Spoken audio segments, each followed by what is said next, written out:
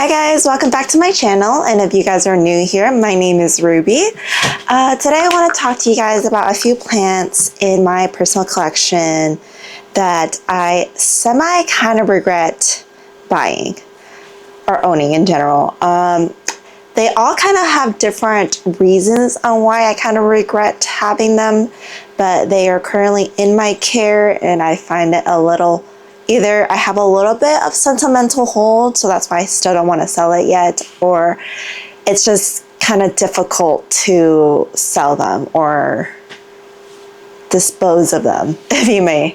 The first one I'm going to go ahead and talk about is a plant that I purchased as a NSE Dressleri, that after sometimes with it, I have came to realize it is probably a NSE Dressleri open, or maybe not even an NSE Dressleri overall. I don't remember who I purchased it from, but it was during like my first few years, I wouldn't say my few years, but like my first 1 or 2 years of starting collecting anthuriums. And you know, when you're new, you don't really know you just hear all these things, you don't really know what to look for, you really don't know all the education purposes that you should know before you buy a plant. So for now, like what I remember is I didn't know who I purchased it from.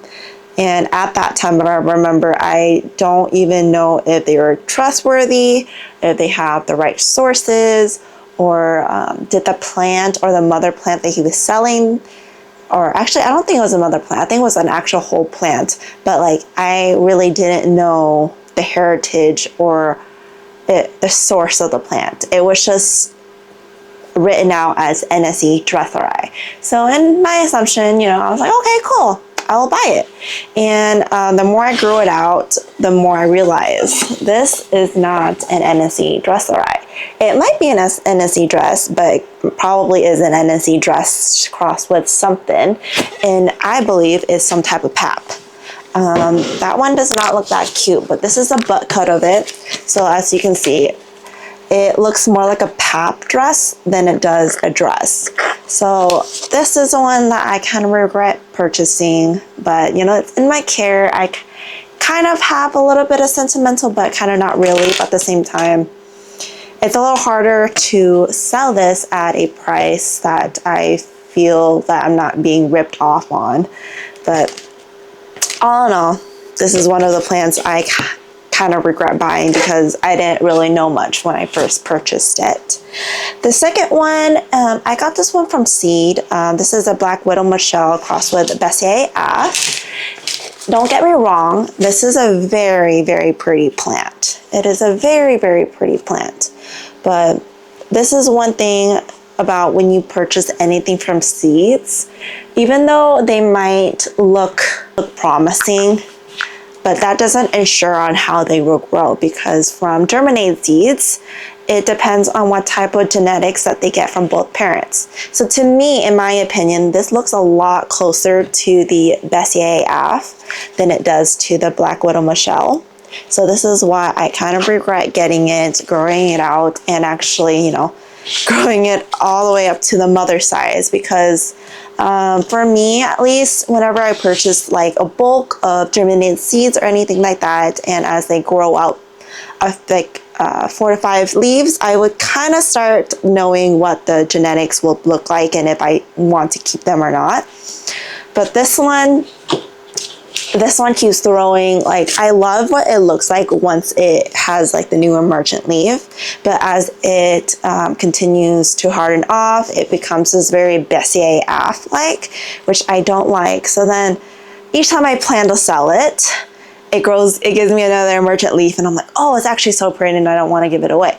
But then after a while, I'm like, okay, it looks like a Bessier Af. So I do kind of regret holding on to this for as long as I have, because it does not bring me much joy. The next one I have for you guys, this one was one of my most like top wanting plants for a long time. And then after I purchased it, it was all fun and games and all, but then it's kind of too big for what space I have for it. And this is the long bullet. It's huge, you guys. And it's just going to get more huge. All of this imperfectionness is because I keep forgetting to water it, and then it gets underwatered, and then it gets pissed at me. But like, don't get me wrong, I love this plant. It's a very nice anthurium, but it's so big. I don't know where to put it. Like, if I had the warehouse of my dreams, I would totally keep this, but it's because I only have this much space, you know, and this guy is huge. So I just wish like I knew what I was getting myself into, like how huge these plants would get. I wish I redid my research, understood the plants more, know exactly if I'm capable of helping it thrive in my environment, or is it gonna look like this and be jammed somewhere because I don't have enough space. And sadly, this is the case for this guy. I do really want to keep him, but he's so big and I no longer know where to put him. And the thing is, you know, for like really big plants that has like the petiole that comes up, it's nice, but his petioles are long. It droops down, so then it kind of covers plants underneath him. So then I get kind of lost where to put him, if that makes sense. I don't have that much. I only have 2 more, but I just wanted to make a short, fun video for you guys to tell you guys about things that I kind of missed when I was purchasing these plants, and what I wished that I knew beforehand before I actually made that commitment of buying it, raising it into maturity, and now how I feel about it. The 4th one I have, this I purchased from Ecogenera, and I wish I knew what I was getting myself into when I purchased this. They posted this plant as a anthurium pap, but not the full name, and I purchased it and then brought it home and then realized this is the Ghana pap. And if anyone knows the story behind the Ghana pap, is that there was a mass poaching that happened in Ghana. This is why it's called Ghana pap. And it practically wiped out all of them. We don't think there is any more of them that are currently existing in nature to today's date. But there might be, but we just don't know about them. So this is why this is probably a porch plant, and it's really sad that I, you know, didn't do my research and I used money to support this poaching. But after that, it's just been in my care. This one's literally behind my ear, but it's been in my care ever since then. I have not bred with it. I have not done anything with it. I know that there has been a few other cases. There has been a few other cases in the plant world that also happened to other folks, and they were able to breed with it and sell. But I haven't been able to do that either. I've just kind of kept it here in my little anthurium garden in my house and just let it live its life. So if I knew all that, if I did my research, if I understood like what was going on and stuff, I would have never purchased this. So this is one of my, it's a beautiful plant. Like, don't get me wrong. It's such a beautiful, beautiful plant with the red backing and everything. But if time rewind, I would have not spent my money on this guy. Sad. Actually, I lied. There's 2 more plants. This one, sadly, I purchased it because of the name, Red Vein Dark Phoenix crossed with RG Dress. I just don't like the way it looks. every leaf looks kind of similar. This is the newest, it's still kind of soft, but it literally looks like a bouquet. It might honestly be, I don't think it's a runt. It might just look like this because of the genetics, but I spent a lot of money on this guy too, and I don't love it. I don't love it one bit, and I wished I kind of did my research a little bit more, saw like what it could have had looked like, because I purchased this from Seedling size. So, and the end of the story is, if you're gonna spend a crap ton of money on a plant, you know, everyone's definition of a crap ton of money is different, but to me is like higher than how much I would like to buy a plant that I don't love. I would rethink about this. Let's just say that. Like, the mom and the dad looked really pretty. I just hate how this looked. So, like, lesson of the story is, if I am not like at least 90% sure of how the plant is going to turn out to be, like, I would not spend a good chunk of money on it. So let's just say that. Because when you do that, your return of investment, or like just knowing that you purchased a plant with a certain amount of money and you didn't love it, it kind of bums you out at the end of the day. But yeah, that's it. The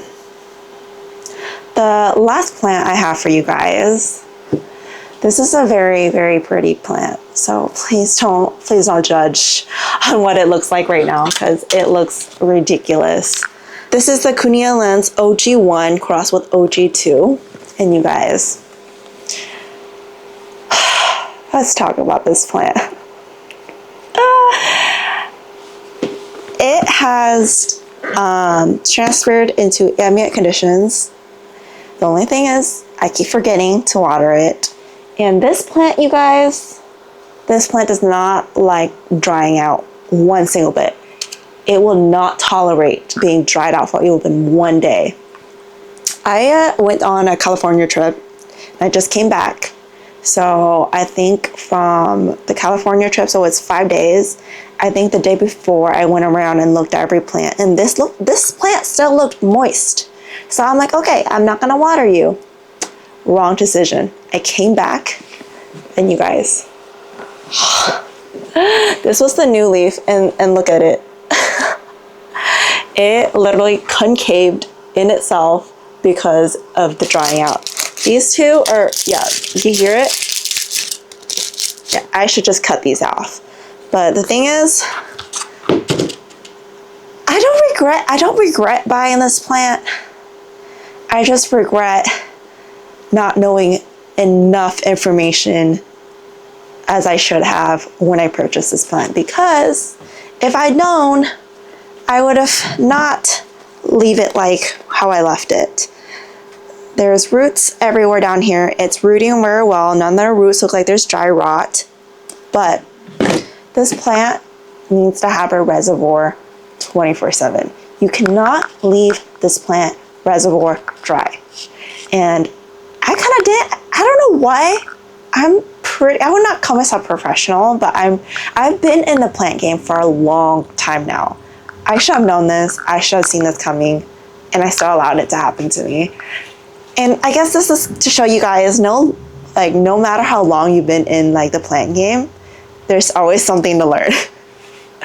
Like, I knew this plant was finicky with like ambient. A lot of people can't grow in ambient. A lot of people grow it in their tents and stuff, or in a very high humidity area.